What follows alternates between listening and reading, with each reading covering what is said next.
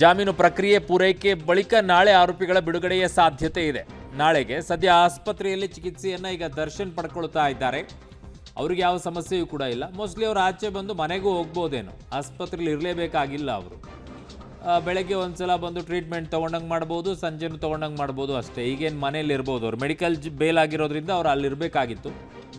ಇನ್ನೊಂದು ಕಡೆಗೆ ಈಗ ಜಾಮೀನು ಸಿಕ್ಕರೂ ಕೂಡ ಇನ್ನುಳಿದಂಥ ಆರು ಆರೋಪಿಗಳು ಆಚೆ ಬರೋಕ್ಕೆ ಇವತ್ತು ಆಗೋದಿಲ್ಲ. ಕಾರಣ ಅದಕ್ಕೆಲ್ಲ ಪ್ರೊಸೀಜರ್ಸ್ಗಳಿದೆ, ಅವುಗಳನ್ನೆಲ್ಲ ಶ್ಯೂರಿಟಿಯನ್ನು ಕೊಡಬೇಕಾಗತ್ತೆ. ಅವುಗಳನ್ನೆಲ್ಲ ಮುಗಿಸಿ ಆಚೆ ಕರ್ಕೊಂಡು ಬರಬೇಕು ಅಂದರೆ ನಾಳೆನೇ ಹೆಚ್ಚಾಗಿ ಆಗುವ ಸಾಧ್ಯತೆ ಇದೆ. ಈಗ ಸದ್ಯಕ್ಕೆ ಮೊದಲನೇ ಆರೋಪಿಗೇ ಜಾಮೀನು ಸಿಕ್ಕಿದೆ ಅಂತಂದಾಗ ಇನ್ನುಳಿದಂಥ ಆರೋಪಿಗಳು ಅರ್ಜಿಯನ್ನು ಹಾಕ್ಕೊಳ್ಬಹುದು. ಅವರ ಅರ್ಜಿಗಳಿಗೂ ಕೂಡ ಲಭ್ಯತೆ ಆಗಬಹುದೇನೋ. 7 ಆರೋಪಿಗಳಿಗೆ ಈಗ ಜಾಮೀನು ಮಂಜೂರಾಗಿದೆ. ಕಾರಣ ಈ ಪ್ರಕರಣದಲ್ಲಿ ಅತ್ಯಂತ ಗಂಭೀರವಾಗಿರುವಂಥದ್ದು ಏನು ಅಂತಂದರೆ, ಯಾರದಕ್ಕೆ ಮುಖ್ಯವಾಗಿರ್ತಾರೆ ಅಂದರೆ A1 ಆರೋಪಿನೇ ಇರ್ತಾರೆ. ಬಟ್ ಅವ್ರಿಗೆ ಈಗ ಜಾಮೀನು ಮಂಜೂರು ಮಾಡಿದೆ ಅಂತಂದರೆ ಇನ್ನುಳಿದಂಥ ಆರೋಪಿಗಳಿಗೂ ಸಿಗಬಹುದೇನಪ್ಪ, ಗೊತ್ತಿಲ್ಲ. ಈಗ ಸದ್ಯಕ್ಕೆ 7 ಆರೋಪಿಗಳಿಗೂ ಕೂಡ ಜಾಮೀನು ಮಂಜೂರಾಗಿದೆ. ಬಟ್ ಇವತ್ತೇ ಜಾಮೀನು ಸಿಕ್ಕರೂ ಕೂಡ ಅವರು ಬರುವಂಥ ಸಾಧ್ಯತೆ ತುಂಬ ಕಡಿಮೆ. ಶ್ಯೂರಿಟಿಯನ್ನೆಲ್ಲ ಮುಗಿಸ್ಬೇಕಾಗುತ್ತೆ. ನಾಳೆ ಆರೋಪಿಗಳ ಬಿಡುಗಡೆ ಸಾಧ್ಯತೆ ಇದೆ. ಸದ್ಯ ಆಸ್ಪತ್ರೆಯಲ್ಲಿ ದರ್ಶನ್ ಚಿಕಿತ್ಸೆಯನ್ನು ಪಡ್ಕೊಳ್ತಾ ಇದ್ದಾರೆ. ಅವ್ರ ಮನೆಗೂ ಕೂಡ ಈಗ ಹೋಗ್ಬೋದು, ರೆಗ್ಯುಲರ್ ಬೇಲ್ ಸಿಕ್ಕಿರೋದ್ರಿಂದ. ಇಲ್ಲಿಯವರೆಗೂ ಇದ್ದಿದ್ದು ಮೆಡಿಕಲ್ ಬೇಲ್ ಅಂತ ಹೇಳಿ. ಸರ್ಜರಿ ಮಾಡಿಸ್ಕೊಳ್ಬೇಕು ಬೆನ್ನು ನೋವಿಗೆ, ಇಲ್ಲಾಂದರೆ ಲಕ್ವಾ ಹೊಡೆದ್ಬಿಡುತ್ತೆ, ಪ್ಯಾರಲಿಸಿಸ್ ಆಗಿಬಿಡುತ್ತೆ, ಪಾರ್ಶ್ವವಾಯು ಆಗಿಬಿಡುತ್ತೆ, ಕಾಲಿಡೋಕ್ಕಾಗ್ತಿಲ್ಲ, ಸ್ವಾಧೀನ ಕಳ್ಕೊಂಡ್ಬಿಟ್ಟಿದೆ, ಕೇಳಿದ್ವಿ. ಅದಾದ ನಂತರ ಈಗ ಸರ್ಜರಿನೇ ಮಾಡಿಸ್ಕೊಂಡಿಲ್ಲ. ಈಗ ಹೇಗಿದ್ರು ಕೂಡ ಅವ್ರ ಮನೆಗೆ ಹೋಗ್ಬೋದು, ಏನು ಸಮಸ್ಯೆ ಇಲ್ಲ ಈಗ. ಯಾಕಂದರೆ ರೆಗ್ಯುಲರ್ ಬೇಲ್ ಇರೋದ್ರಿಂದ ಅದ್ರದ್ದು ಅವಶ್ಯಕತೆ ಏನು ಬೀಳೋದಿಲ್ಲ ಅಂತ ಕಾಣಿಸುತ್ತೆ. ಈಗ ಸರ್ಜರಿ ಮಾಡಿಸ್ಕೊಳ್ಳುವಂಥ ಅವಶ್ಯಕತೆ, ಫಿಸಿಯೋಥೆರಪಿ ಮಾಡಿಸ್ಕೊಳ್ಳುವಂತಹ ಅವಶ್ಯಕತೆ, ಅದು ಯಾವುದರದ್ದು ಕೂಡ ಅಗತ್ಯತೆ ಈಗ ಬೀಳೋದಿಲ್ಲ ಅಂತ ಕಾಣಿಸುತ್ತೆ. ಜಾಮೀನು ಪ್ರಕ್ರಿಯೆ ಪೂರೈಕೆ ಬಳಿಕ ನಾಳೆ ಆರೋಪಿಗಳ ಬಿಡುಗಡೆ ಆಗುತ್ತೆ. ಸದ್ಯ ಆಸ್ಪತ್ರೆಯಲ್ಲಿ ದರ್ಶನ್ ಚಿಕಿತ್ಸೆಯನ್ನು ಪಡ್ಕೊಳ್ತಾ ಇದ್ದಾರೆ. ಇನ್ನುಳಿದಂಥ ಆರೋಪಿಗಳು ನಾಳೆ ಬಿಡುಗಡೆ ಆಗುವಂಥ ಸಾಧ್ಯತೆ ಇದೆ. ದರ್ಶನ್ಗೆ ಜಾಮೀನು ಮಂಜೂರಾಗಿದೆ. ಪವಿತ್ರ ಗೌಡ ಸೇರಿ ಎಲ್ಲ 7 ಆರೋಪಿಗಳಿಗೂ ಕೂಡ ಜಾಮೀನು ಮಂಜೂರಾಗಿರೋದು. ಹೈಕೋರ್ಟ್ನಿಂದ ಈಗ ರೆಗ್ಯುಲರ್ ಬೇಲ್ ಮಂಜೂರಾಗಿದೆ.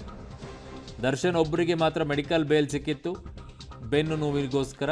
ಇನ್ನುಳಿದಂಥವ್ರಿಗೆ ಯಾರಿಗೂ ಸಿಕ್ಕಿರಲಿಲ್ಲ. ಈಗ ರೆಗ್ಯುಲರ್ ಬೇಲೆ ಸಿಕ್ಕಿದೆ. ನನ್ನ ಸಹೋದ್ಯೋಗಿ ಈಗ ಮುರಳೀಧರ್ ನನ್ನ ಸಂಪರ್ಕಕ್ಕೆ ಸಿಗ್ತಾ ಇದ್ದಾರೆ. ಮುರಳಿ, ಏನಿದೆ ಅಪ್ಡೇಟ್ಸ್ ಮತ್ತೊಂದಿಷ್ಟು ಈ ಪ್ರಕರಣಕ್ಕೆ ಸಂಬಂಧಪಟ್ಟಂಗೆ?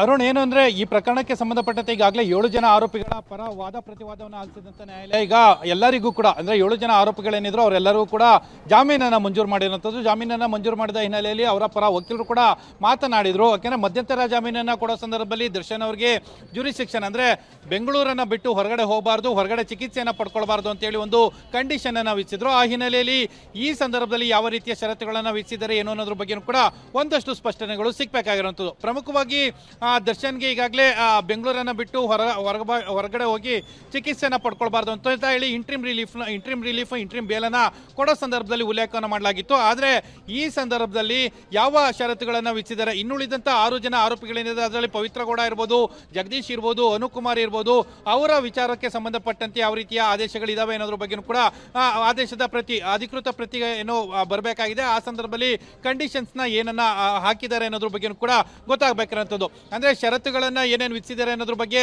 ಇನ್ನೊಂದು ಸ್ವಲ್ಪ ಹೊತ್ತಿಗೆ ಅಧಿಕೃತವಾಗಿ ಮಾಹಿತಿಗಳು ಬಹಿರಂಗ ಆಗುತ್ತೆ. ಜೊತೆಗೆ ದರ್ಶನ್ ಅವರ ಆಪರೇಷನ್ ವಿಚಾರಕ್ಕೆ ಸಂಬಂಧಪಟ್ಟಂತೆ ವಕೀಲರು ಯಾವುದೇ ರೀತಿಯ ಸ್ಪಷ್ಟನೆಗಳನ್ನು ಕೂಡ ಕೊಟ್ಟಿಲ್ಲ. ಇದುವರೆಗೂ ಕೂಡ ಅವರಿಗೆ ಆಪರೇಷನ್ ಆಗಿಲ್ಲ ಅನ್ನೋದು ಅಧಿಕೃತವಾದ ಮಾಹಿತಿಗಳು. ಈ ಸಂದರ್ಭದಲ್ಲಿ ದರ್ಶನ್ ಅವರು ಆಪರೇಷನ್ ಅಂದರೆ ಇಂಟ್ರಿಮ್ ಬೇಲನ್ನು ತೆಗೆದುಕೊಳ್ಳುವಂಥ ಸಂದರ್ಭದಲ್ಲಿ ಆಪರೇಷನ್ ಅನ್ನು ಮಾಡಿಸ್ತೀನಿ ಅಂತೇಳಿ ಹೊರಗಡೆ ಬಂದಿದ್ರು.